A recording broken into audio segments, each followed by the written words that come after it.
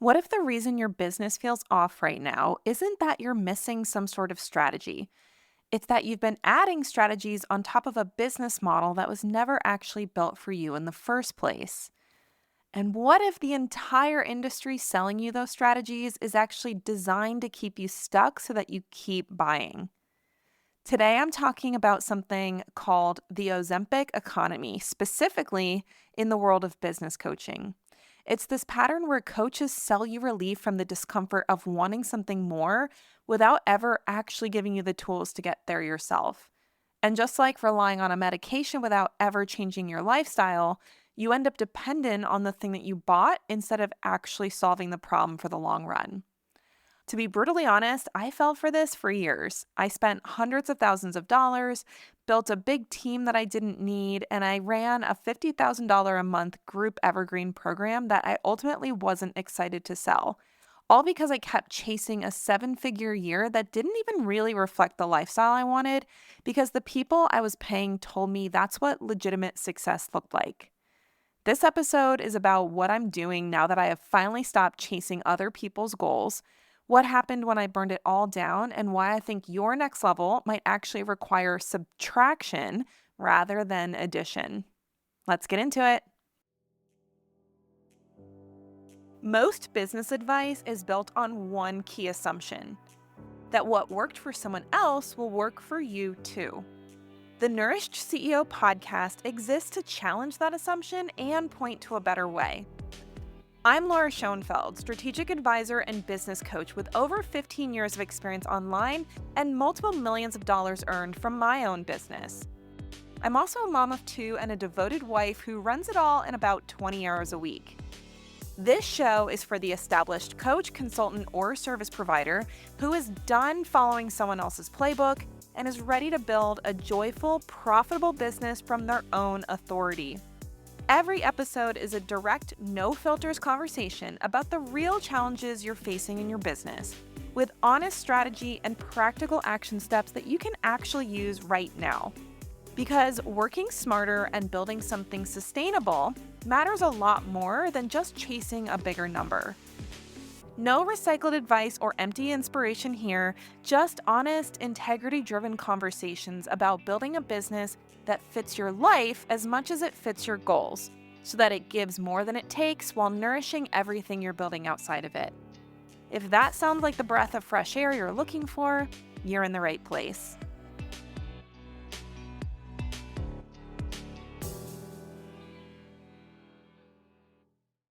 Today's episode was inspired by a newsletter that I read on Substack by Kyla Scanlon called the Ozempicization,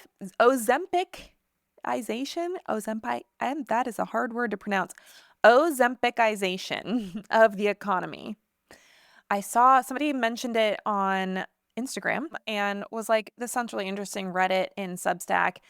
And y'all, my mind was blown at what this person was pointing out in our current economy and things that are really serious parts of the world experience right now. Things like war and cultural movements and just things that you don't even realize are all connected until you zoom out and look at it the way that Kyla Scanlon was. So I wanted to make this episode about this concept of the Ozempic economy. I'm going to say Ozempic economy because Ozempification or whatever she wrote is a little hard to say, but I'm going to talk about how it's ruining online business, but how I'm opting out and how you can too. Now, I want to make it really clear that this is not about Ozempic or GLP-1 drugs being some horrible thing. I know that they are very valuable innovations to the medical world. Lots of people really getting a ton of benefits from them, lots of different benefits, not just weight loss. So none of this is about Ozempic or GLP-1s being bad. The problem that I'm going to be talking about that Kyla was writing about in this article is more about the problem of what Ozempic and this idea around getting fast results is representing culturally. Now, I feel like this is showing up not only in the purchasing habits of people, but even the way that a lot of people are consuming content. This is probably something I'm going to talk about more moving forward because when I first started my online business, we didn't have social media as part of the way that we connect with people. It was pretty much all long form, and it was blogging, podcasting, maybe YouTube, where you had to show up and actually create something of value to encourage people to spend money with you. I'm talking about 2014 was when my actual business started, but I've been creating content online since 2011. So being in this space where over the last 15 years, we've had this huge wave of influence in the culture as well as in the online business space where everybody wants everything to be instant and fast and give me the results ASAP. Society is basically now saying, listen, if you don't like how you feel, either just buy your way out of it or scroll your way out of it. It could be how you feel going to bed at night, you're feeling all anxiety. Well, I don't want to think about my anxiety, so let me just scroll Instagram. Or you're running a business, something feels off, or you're like, I don't really feel like I'm performing the way that I could. Let me pay a coach and grow, right? And so I feel like this belief that you can just instantly get results or instantly solve emotional problems, discomfort, frustration, all those things that we don't want to feel. Society is now telling us, hey, you can have everything you want. Just give me your money and give me your attention. You don't actually have to change anything about your life. You don't have to do anything. You just pay money or pay with your attention to get the relief that you want, and you get it instantly. So in the article, Kyla said, the optimization economy can't deliver control because the desperation is the market condition, and the pursuit of control through optimization itself is a loss of control. What she's saying there is we are all being encouraged to stay in a state of desperation because that is what the economy is requiring in order to run the version of the economy that's running now. And so if you're told that if you just do the right thing, you pay the right person, you buy the right product, you have the right whatever, fill in the blank, then you can actually control and optimize your life. That in and of itself is actually a loss of control because basically somebody's saying you need me or you need this product or you need this service in order to control your life.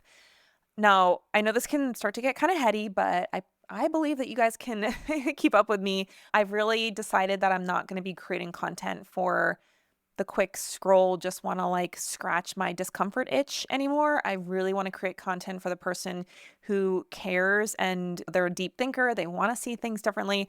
They want to really understand how the work they do plays into the world that they're in. And so we are going to go deep today. We're going to talk about some weird stuff. But the reason I'm bringing this up is because once you see this pattern, where this pursuit of constant optimization is literally what's creating the desperation in the market. Once you see that, and then once you see how people are using that desperation to sell to you, you're going to start seeing it everywhere. And I know I've seen it everywhere. And I'm starting to see people that are like the celebrities in the online marketing and business space starting to all sound the same as well. And for me, it's extremely off-putting. And I just was like, this is not what I signed up for as a business owner. I don't know about you, but it's not what I signed up for. I signed up to express my ideas, my opinions, my thought leadership, my perspectives, even if they're controversial, and to really like use my business as a form of creative expression and not just a source of money. And I feel like so many business owners have just gone totally off the rails where everything is about how much money you're making. And they're all using the same playbook to keep people feeling like I'm not enough. I'm not doing enough. I have to optimize things. Some so-and-so says that the experience I'm having can be solved with their product. And it's just this constant merry-go-round of just never feeling like anything is good enough and constantly feeling like someone else needs to help you get out of discomfort, essentially. So anyway, we're going there today. And I think the reason why I'm thinking about this more for myself is because as a business coach, I am in this industry and being surrounded by people who are selling to the same people I'm selling to with a very different method. And they're making a lot of money doing it. And I have really had to have this come to Jesus moment recently where I just decided I am not going to adopt their methods just so I can compete. I would much rather make less money and actually feel in integrity to what I'm sharing and feel like I'm actually having a positive impact on people's lives than to basically sell my soul for reaching seven figures or multi seven figures or whatever the next echelon of business success is. So when I read this article about the Ozempification, I don't even know if that's what she wrote, but like basically the Ozempic economy, I immediately recognized how this is showing up in the online business world because most business coaches are selling the same thing. If you're feeling uncomfortable in your business, here's a new strategy to fix that discomfort. Pay me for solving the problem that you didn't even realize you had, but as soon as I said you had it, now you're like, oh, maybe I do have that problem, right? Every time you get hit with an ad that's like, launching is dead, nobody shows up for launches anymore, you need an evergreen program, buy my program to learn how to sell evergreen. Like, even if you didn't think there was a problem, the way that the marketing is working now is it makes you feel like there's a problem that now you're behind the eight ball on, right? And I want to make it clear that I am not saying that there's anything wrong with charging for coaching or marketing to what people want. What I'm saying is that there are a lot of coaches out there who sell the result or the relief of the emotional state without actually ever teaching the real tools that allow you to create the life and the business that you want, because all of it is just around sell to what people want and just keep selling. We've all worked with coaches like this before where you're very brought in by their confidence and what they're saying is possible and what their life looks like. And you get into the program and it's like, this is not really teaching me any useful skills other than teaching me how to do the same thing to my clients to get their money. And I feel like it wasn't as obvious before. And now with AI, everybody's doing the same stuff. And now you can see it everywhere. I'm not going to name names, but like literally there's multi 7, 8 figure coaches who are like the top of the pyramid as far as the business coaching world is concerned, who they will put content out. And I look at it and I'm like, this is such a steaming pile of garbage. It's not giving any value. And it's literally just making you feel like something's wrong with you. And I just personally, I'm so sick of seeing that kind of stuff, mostly because it just makes the experience of going into something like Instagram feel like such an utter waste of time. Like if you go into social media and all of these posts are just like making you feel like your life isn't good enough, that your life could be better, and comment this keyword to get my training on how to do it, that they're going to sell you their offer about how to get the thing that you now theoretically want. If that's all you're getting into when you get into social media, it's like such a repellent for anyone who actually wants to really have real personal growth in their life. If you're somebody who like values who you are, how you're showing up, your integrity, the impact you're having on the world, the legacy you're leaving, if that's the kind of person you are, and all you're seeing when you're scrolling through something like Instagram is here's how you're feeling, here's how I'm doing better than you, buy my thing so that you can do better like I am. Like it is such a off-putting experience. And it's become so ubiquitous now that like I said, I felt like I had to talk about it. And reading this article this morning was like the impetus for even sharing all this. Like literally I voice memoed Claude. I was walking the track at the gym and like voice memoed Claude all my thoughts about this so I could create an outline and come record it today. Because honestly, I've been in a lot of situations myself and I didn't realize until it was happening where I bought something thinking that, hey, they're showing me that this is working for them. I would like to learn how they're doing it so it can work for me too. But then you get into the program and it's literally just like, here's what we're doing, go do it. And not really understanding how it applies to your business, if there's any tweaks that need to be made for your business. And you spend all this time trying to do the work to basically imitate the coach that you've paid, but you're not actually making any forward momentum. And you're spending all this time and money to go nowhere and to just go in circles. And the problem is the more sophisticated the marketing and the more compelling they are and the more people in the industry that are promoting them, because we all know there's like a lot of kind of back scratching going on where I'll promote you, you promote me, and then it's like all the same people are getting shown to everybody.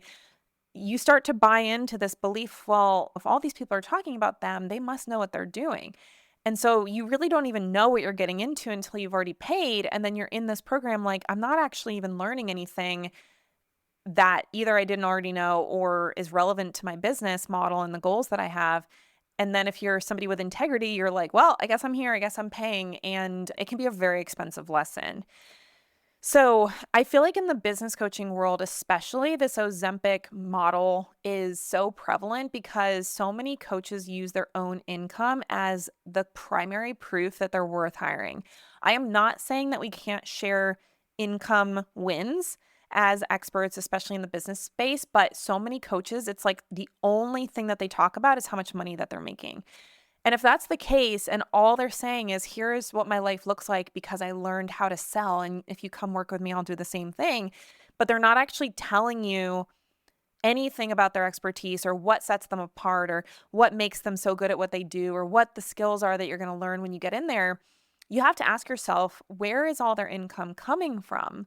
Because if all they're doing is learning how to press the right buttons that make people want to spend money with them, but then the program itself is just kind of like a mediocre copy of 10 other people's programs, then is that even somebody that you should really be investing your business money in? Because honestly, this is a really common thing in the business coaching space where people are all using the same methods to rope people into working with them. And you get in and especially if you're not selling income as an outcome, like if you're not selling making money, you're a health expert, you're a relationship expert, lots of different things you could be that is not just how to make more money. You get in and their methods are literally irrelevant to you. And now you're trying to make a business model work that does not fit your needs at all. But the coach you hired is a one-trick pony. So they're just like, do what I do and get the results that I'm getting, when in reality, the only reason they have those results is that they're really good at selling to people who feel uncomfortable about where they are, and they're really good at making people want something different than what they're experiencing. And those people also tend to have more money to spend on hopefully getting to that next level in their life and business and being inspired by what they're seeing online. It's very different to be good at pressing somebody's buttons than it is to be good at actually helping them learn how to run their business. And I honestly had to learn that the hard way because, yes, resonating with someone's desire is a skill. There is a skill to marketing, messaging, talking to what your ideal clients really want with precision and specificity is a skill that is helpful to build. But that skill becomes extraction when there's nothing of substance underneath it. So you can learn all day how to speak to somebody's desires and create demand for your offer and make them want what you're selling, but you still have to deliver a good product that actually helps them get the results on the back end. And there's so many business coaches that I don't know if it's like they don't care or they're just so focused on making money that it's like, hey, screw the delivery, let's just focus on sales and marketing. But they're not actually teaching you anything of value that helps you have a sustainable, ethical business that also helps your clients get great results and brings people into your world who are ready to do the work. Now, the reason why this is relevant for this concept of like Ozempic and other GLP-1s is because a lot of people are using those drugs in a unhealthy way. They're using them to just drop weight really fast. They're not getting any lifestyle education. They don't know how to change their diet. They don't know how to exercise. They don't know how to like maintain those results without the meds. So what happens is they spend a lot of money to lose weight. And then because the weight loss was only from the medication, they are now going to need that medication forever to keep the results. So they're just going to keep spending the money, spending the money. We don't know what the long-term effects of GLP-1s and Ozempic and all of that is. So if somebody's on it for years, is that going to cause problems? And we've all seen the celebrities who are clearly gone overboard with using the drugs to get to a very unhealthy level of skinniness. So again, it's not saying that this can't be a helpful tool. It's the same thing with sales, right? Like learning how to sell is a tool, but if that's all you know how to do, it's actually then creating harm for people that buy and then don't actually get the result that you were promising. So if you've ever been in a program like that, it's the same thing as like taking a medication where you didn't ever build the skills to maintain the results. So now you're actually dependent on the thing that you were paying for to feel like you're still actually able to get the outcome. And so you get sucked into this like never ending investment in coaches. If they never teach you how to think for yourself and make decisions for your own business, even if that means doing the opposite of what they're teaching, you will get into a situation where you need that coach forever to keep feeling like you're moving forward. You don't even necessarily have to be getting results. You can just be like, oh, like I already put all this money in, I put this time in, I started learning their system, and now my contract's coming up. Well, I better keep working with them because I don't want to waste the money that I spent and not get the full benefit of the container. Because if you leave the container, you lose access to everything. It's like, well, I still have parts of the program to get through. And you just get into this state of desperation investment rather than actually getting value and feeling like, okay, I'm actually getting a really good return. And that's why I'm staying. Kyla in her article says every solution to, quote, systemic failure that promises control gets packaged as a product that re-enrolls you into something deeper than what you were escaping. I want to say that again because I think this is really important. She says, every solution to, quote, systemic failure that promises control gets packaged as a product that re-enrolls you into something deeper than what you were escaping. So maybe you joined a program thinking that you were going to solve a problem, but because the person's really good at continuing to create more problems, they keep you in their world for as long as they possibly can and never get you to a place where you can actually move on and graduate from their services. That is not just a side effect of bad coaching. That is literally the business model of extractive coaching. They are wanting to extract as much lifetime value from you as the customer as they possibly can, and they don't care if you're actually being left better than how they found you when you first came into the program. So what happens? That coach gets richer. They use the income that they're making as proof that they're worth hiring. And then they use that to sell the next person who is feeling uncomfortable about their business into their program because, oh my gosh, you must be doing amazing if you're making all this money, right? So if you're the person who gets sucked into that, you stay stuck, but you feel like, oh, but I haven't gotten the result yet, so I better keep working on it. You keep spending. And then staying stuck in that discomfort makes you more vulnerable to the next sale because, oh, look at that. They have another thing that they're going to sell you to help fix the problems that now exist because you got sucked into this methodology that's not working and now you have more problems, right? And I know this sounds maybe like a little extreme, but I've just seen it so many times where it's like, because this is happening in other parts of our world, not just the online business space, I think it's really important to talk about. And like I said, when I read this article from this woman, Kyla, she's not talking about the online business space. She's literally talking about the overall experience of the economy right now, where everything is about getting people to spend more and more money and continuously feel like they're missing something, they're lacking something, they don't have enough, they're not happy, and even creating problems that don't really exist to sell solutions that they didn't need. So what Kyla says is the reason we can't solve our problems is not a lack of tools or information, because listen, we all have tons of access to information.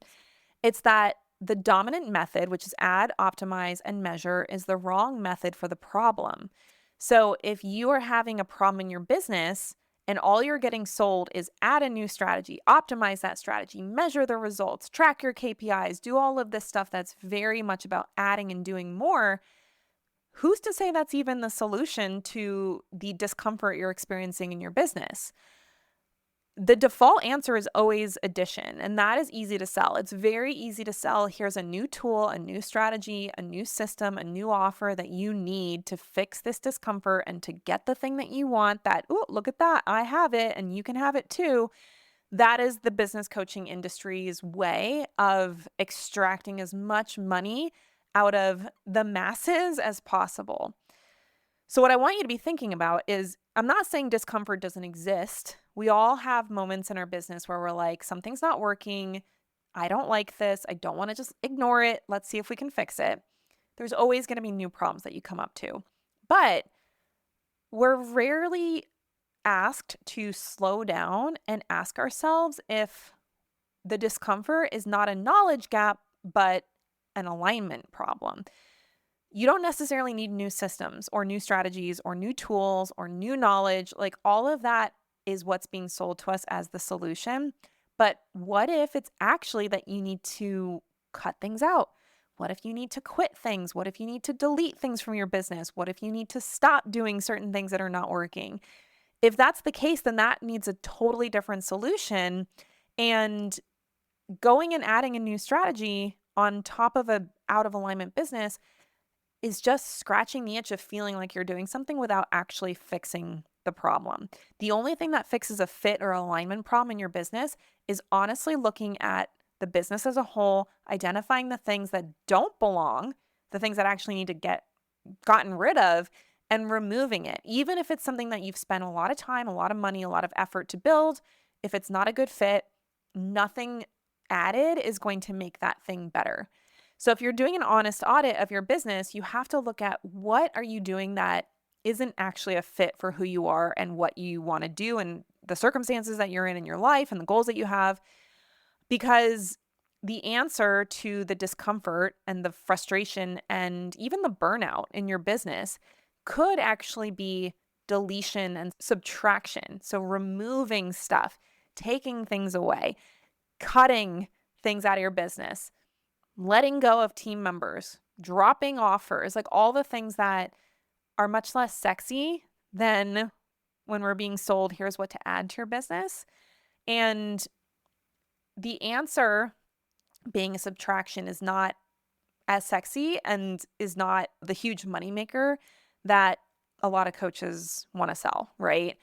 So this was something for me, even like this year has been such a year of just like letting go and letting things fall away and just organically letting stuff burn away or die or whatever we want to call it, and really being fully okay with that, because for so long I was in this model where it was all about scaling and doing more and hiring more and adding offers and adding systems and doing all the things that are always about more, more, more, more, without really ever pausing and saying more for what.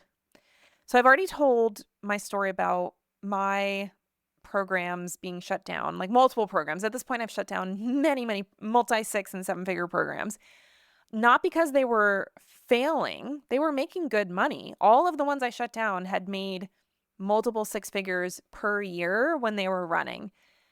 The reason why I shut these programs down is because I had built them by modeling what I was seeing other people do and saying, well, if it's working for them, I can do that. I'm capable. Let me build that too. And I never really stopped to look at, is this actually the best fit for me? And is it leading me towards the things that I really want? Now, the reason why some of this stuff took so long to really recognize the damage it was causing to the long-term experience of running a business is something called the sunk cost fallacy. So I had spent, even like if we're just talking about my MBA program, I had spent years and hundreds of thousands of dollars trying to build NBA into a passive income evergreen sales machine.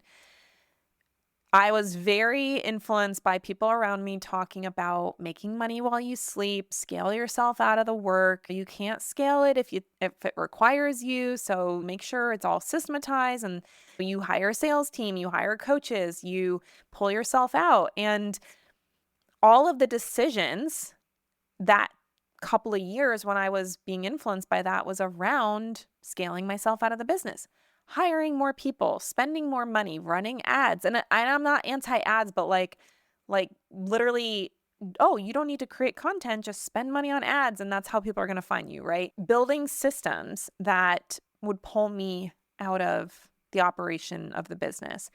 All of those decisions and action steps were pointing at a goal that I never actually set for myself with clarity, I would say. I hate the word clarity because it's so overused, but it's like I was just doing it because everybody else around me was saying that's what success looked like, especially as a mom. And I was being heavily influenced by this goal of hitting 7 figures of annual revenue. Like I've done multiple millions of total revenue, but I personally have never hit 7 figures in a calendar year, whatever that means. I know it's like apparently the gold star everybody's working towards as a business owner. I had not hit that. That was heavily, heavily valued in the communities I was in. And the path there was scale yourself out. Not taking into consideration that I am the kind of person that really loves working with clients directly. I like deep work. I like being intimately involved with my clients. My best content comes from being inspired by the conversations I'm having with my clients. And I never actually deeply wanted to scale myself out of the business. I just was influenced to believe that that was what was required if I wanted to grow to the level that I believed I was capable of. So I'd been inside that model for so long and I spent so much time building towards it that even as I started to notice that disconnect and that misalignment, to me, it felt like I had spent so much to build it that to just stop and get rid of it and start over would feel like I had wasted literally hundreds of thousands of dollars. So I kept going. I kept thinking maybe I can just optimize it. Maybe I can tweak it. Just thinking more, I can add more. I can make it more valuable. I can raise the price. I can add more systems, hire more people. And throughout that entire time, what I really needed was less, but I was adding more. So every month it got more expensive to run, not only financially, but energetic for me too. Mostly because hiring a bunch of team members, building a bunch of systems, outsourcing sales conversations, all of that was starting to require skills that were not the skills that really made me excellent at what I do. I can pretty much get competent at anything. And in some ways that was my downfall, was I was getting really competent at things that I was being taught to do that then was pulling me away from the true natural skills that I do have that I built my business on in the first place.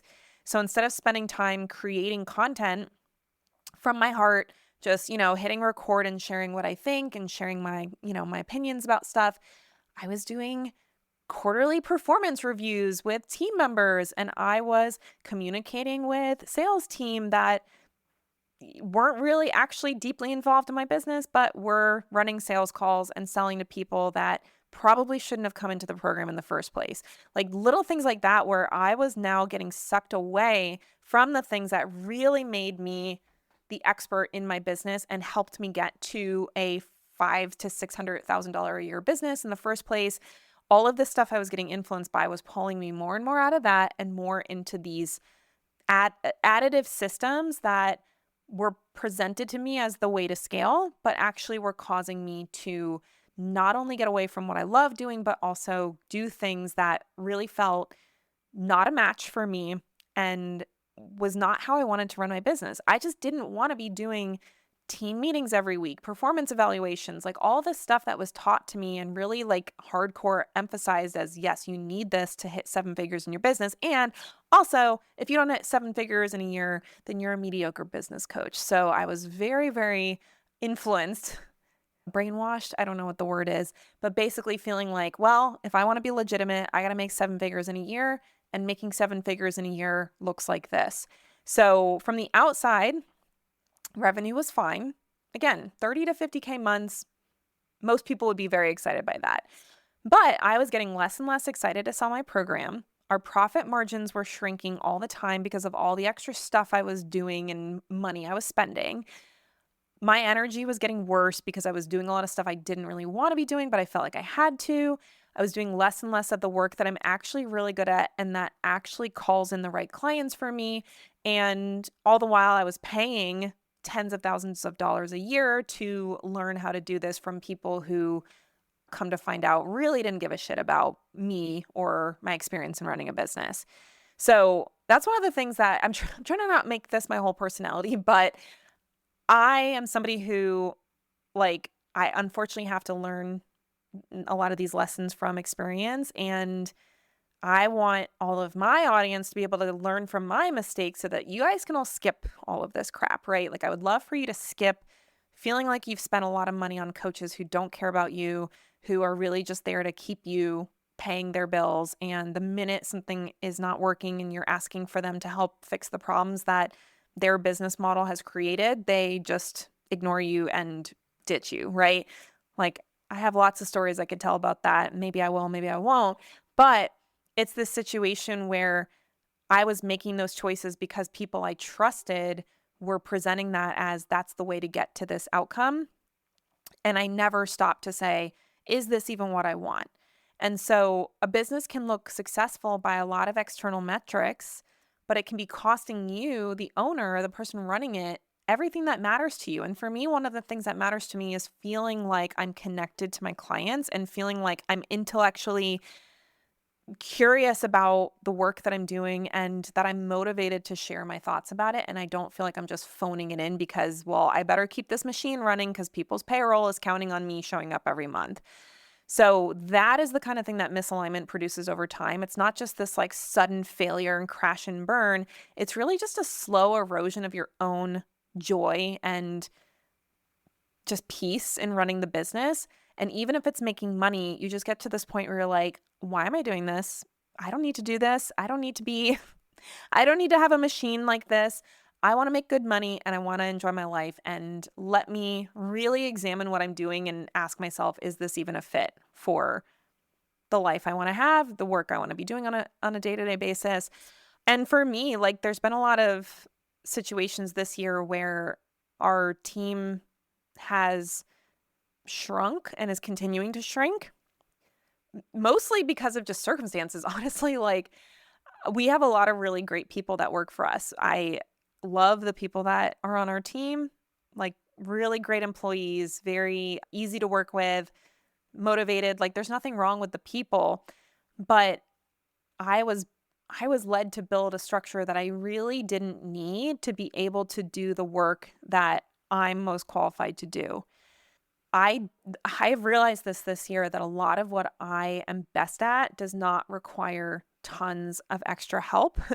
And I was really doing it because the coaches ahead of me financially were modeling it as what serious growth looks like. So it's really difficult when you start to hire people that are really great team members and then you realize like maybe I don't really want to have this big team. Maybe I don't want to be doing meetings. Maybe I don't want to be like, having to figure out how to appropriately delegate work that like maybe we shouldn't even be doing it in the first place. And these are the kind of questions I've really had to ask myself as a lot of my business has been, I say shrinking, not to, I mean, honestly, we've pretty much made the same amount in 2026 so far as we did in 2025, which is pretty crazy given that I fully shut down a multi-six-figure program, technically multi-million-dollar program if we look at lifetime value. But I am just realizing that the work that I really want to be doing does not require complex team and systems. And I don't need that much infrastructure. I'm not saying I don't need any of it. I like having people who can help. And there may be a time where I start to rebuild some of those support systems. But in the current season I'm in and really discovering what I'm best at and the work that I really love doing, I really do not need that much help to do it, that much infrastructure, that much systems. Like it really does not need to be that complicated. And all of the complexity I had added was because I was imitating a model that was really built for somebody else's business and someone else's wiring. And I just adopted it as, well, this is the way that you scale. So I better do it because I'm paying to learn how to do it. Right. So the last 6 to 12 months has really just been a process of me recognizing, hey, this model, it's not just that it's not a good fit for me. It's not even necessary to get the result that I want. And when I realized I was building the wrong thing, that was my, again, that come to Jesus moment being like, I don't want to do this way anymore. And I can stop at any time. And I'm going to stop now because it's not getting better. And you really cannot optimize your way out of building the wrong thing. And that's unfortunately the mindset I had had for a couple of years where I just kept thinking, I just need to optimize it. I just need to optimize it. And it was not an optimization issue. So the only move once I really stopped and slowed down enough to evaluate things was to clear out everything that is not a fit and start over from who I actually am.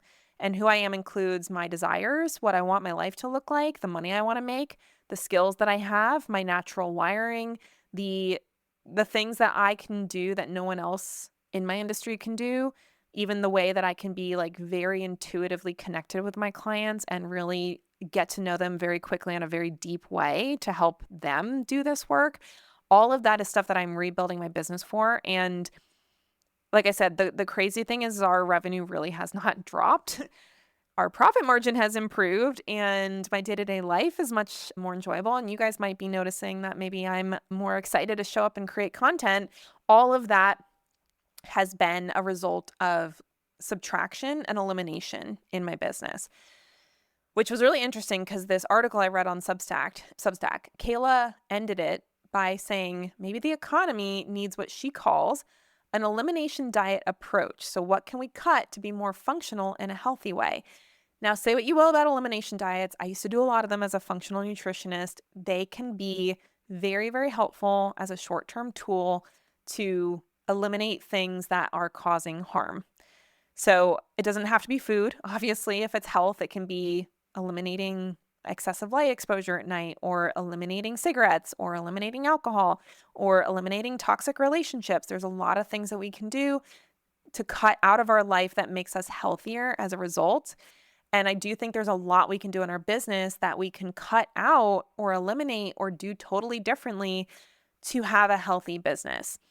This is a concept that my new program, The Foundry, is completely built on. So The Foundry is a reference to a metalworking facility. It's very hot. They do a lot of stuff with fire to burn out impurities from the metals and different things that they're working with. That's the concept that was in mind when I created the Foundry program, is that to create a more strong and pure and effective tool, which is our business, we need to burn a lot away and burn out those impurities, burn out those things that don't belong, like just send it through the fire. And what comes out through the fire is a much stronger, more durable, more effective thing. And again, it's a tool. It's a whether it's a sword or a railroad track or something, right? I don't really know what they create in foundries, but it's not just random destruction. It's not just random burning things. It's kind of like a controlled forest fire. If a forest becomes overgrown, they will do controlled fires to get rid of the stuff that's dead and unhealthy and not necessary, to actually prevent the risk of a massive forest fire that could create a lot more problems when it's uncontrolled.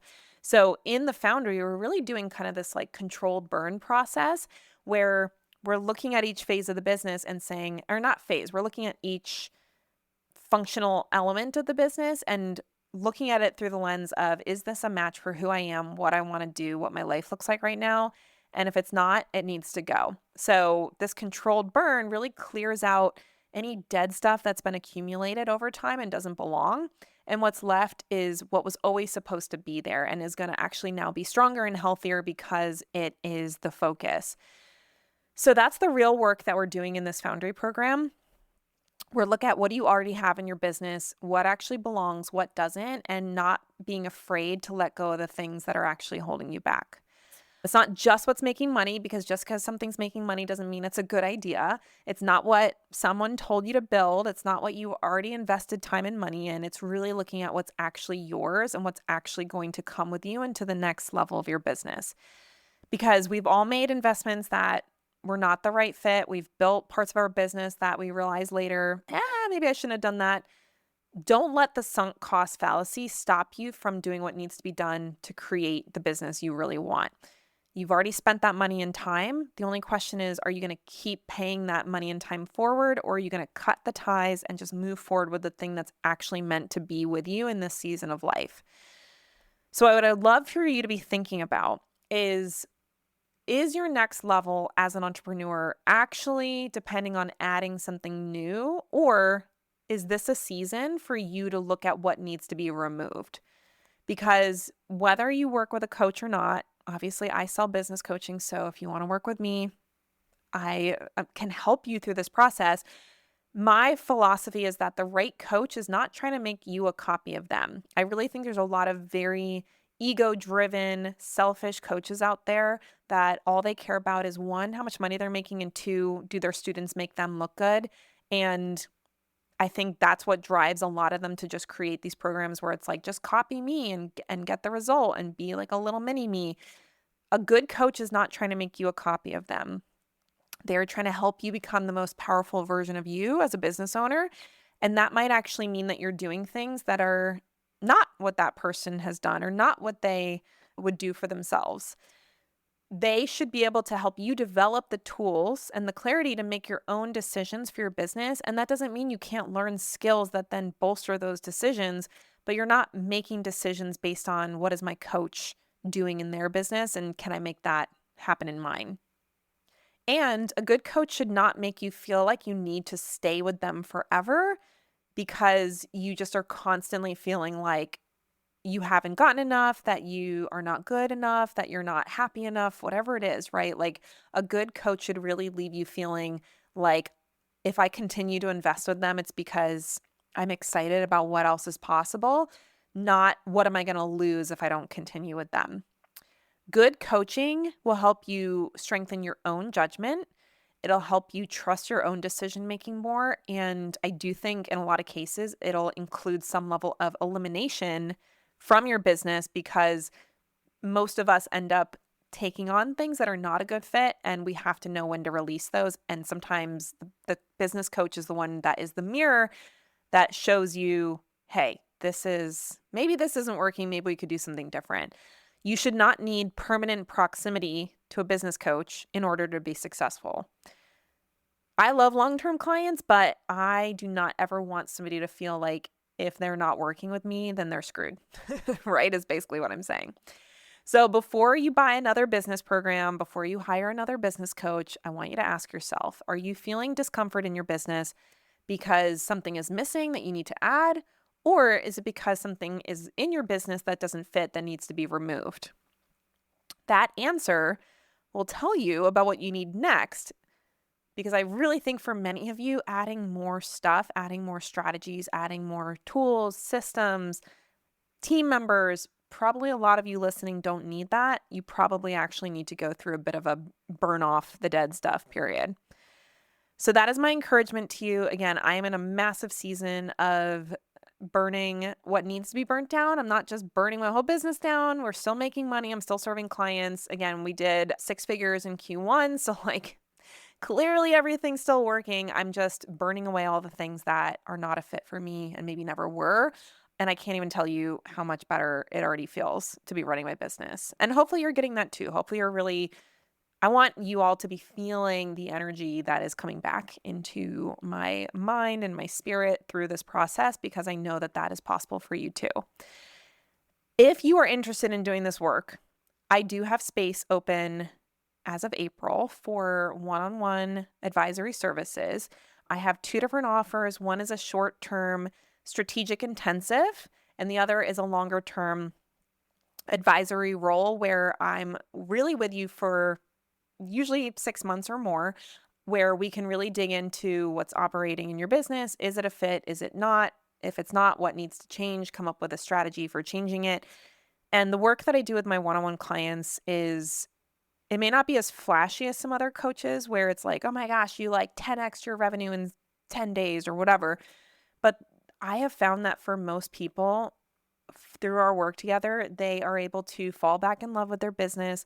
They're able to finally take that exhale of oh my gosh, I can finally do something that I actually want to do and not just feel obligated to do it this way.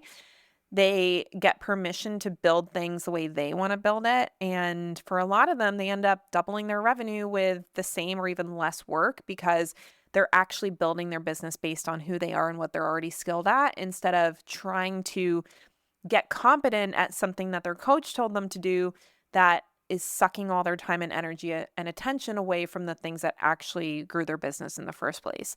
So if this sounds interesting to you, I encourage you to DM me the word advisory on Instagram, and we can talk more about how I can help you make sure that your business is fully aligned to you so that you can eliminate burnout. You can get excited about what you're doing again. You can really show up authentically as yourself online, and you're not just trying to get the right social media template to, plug into ChatGPT to put out mediocre content that nobody's paying attention to, and that you can really get back into that seat of being an authority in your space and being a thought leader in your space and being able to communicate what you believe to the people you really want to work with and get paid to do the work that you really want to do. So that is what I do. Feel free to reach out if you are looking for support in doing that. And in the meantime, thanks for hanging out with me. I'll see you here next week on the Nourished CEO podcast. Take care, everybody. Thanks for listening to this episode of the Nourished CEO podcast. And if this episode got you thinking about how you're actually wired to run your business, your next step is to take the CEO type quiz. Because here's the thing. Most of the business advice out there was built for someone specific. And if that someone isn't you, it doesn't matter how hard you work or how many strategies you implement. It's just never going to feel right, and it's never going to work as well as it should. Knowing your CEO type changes all of that. After you take the quiz, your results page will walk you through your natural strengths, your biggest blind spots, and a concrete game plan for your offers, messaging, sales, and even your calendar, all built around how you actually think and lead. Not generic advice, your specific direction. It takes about 5 minutes and it's completely free. The link is in the show notes, or you can go to lauraschoenfeld.com/quiz. And if you already know your type and this episode resonated with you, share the quiz with someone else who needs it. The right framework at the right time can completely change how someone sees their business. And honestly, that's exactly why I made this. All right, I'll see you next time on the Nourished CEO podcast.